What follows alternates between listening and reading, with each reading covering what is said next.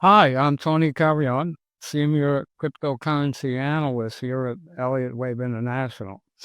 Today I'm addressing the question of what other technical indicators, along with RSI, are good to use with Elliott Wave. For me, one of the best is the Money Flow Index, also called the MFI. Now, I do a lot of work with market sentiment, and I try to gauge when inflection points may occur. And in my view, volume is very much a part of market sentiment. I mean, very simply, when people are bullish, they buy. When they're not, they sell. Okay, so the MFI basically is to volume what RSI is to momentum. Okay, the difference is where RSI concerns itself with price momentum, the MFI concerns itself with the buying power coming into the market or the lack thereof, okay, which could also be a warning that a rally could be terminated.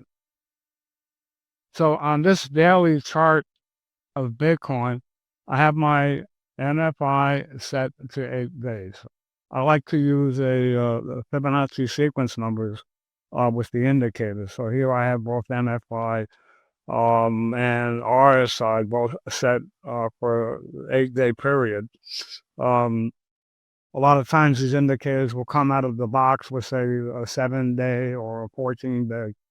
I like to stick closer to the Fibonacci sequence numbers, given that Fibonacci numbers are such an integral part of the Elliott Wave principle. Okay, so that's just my particular bias.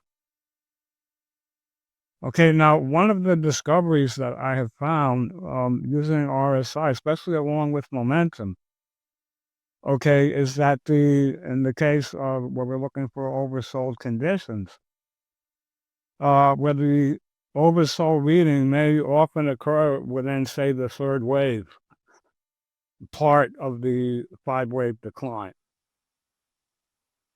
Okay, so if the indicator starts rising and the market is still selling, then what this amounts to is a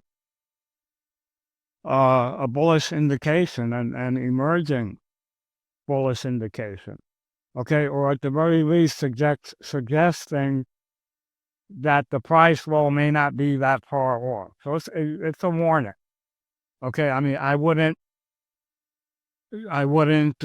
use it as a trading signal, okay. An oversold reading and then turn long. I mean, in this case, that would have been a big mistake. Okay, but instead, as to where the low may occur, you're using this in conjunction with the Elliott Wave principle. So the Elliott Wave principle is going to allow you to make projections for where a bottom could occur. Okay, but the MFI is giving you a big heads up.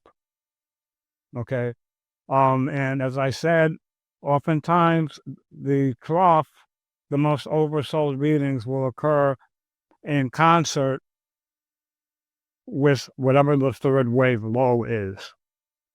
Okay, when we're looking at a situation where the market is oversold and we're trying to think of where we might be able to get in on the long side.